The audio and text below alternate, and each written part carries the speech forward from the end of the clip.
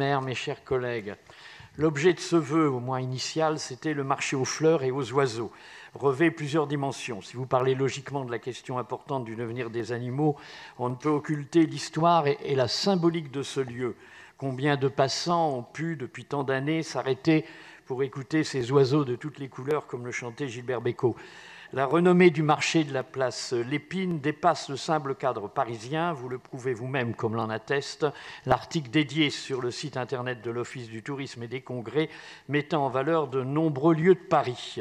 Certes, il est totalement normal de souligner que des dérives peuvent avoir lieu. Elles ont été signalées.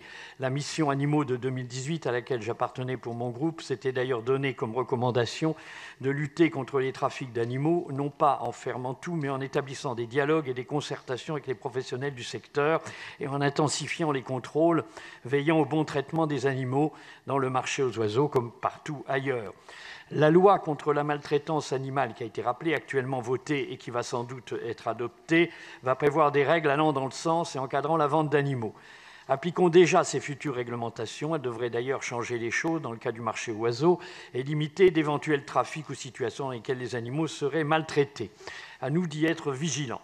Et pourquoi la vérité, en dehors bien sûr des ventes à la sauvette, des trafics qu'il faut traquer, s'imposerait différemment de l'île de la Cité, au quai de la Mégisserie, au quai de la Gare, ou pire dans le filet, en fait oui net, ça se traduit aussi par filet.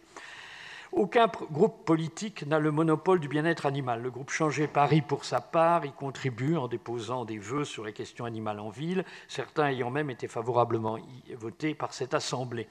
Pour autant, nous ne souhaitons pas souscrire à cette vision punitive qui cherche à tout interdire.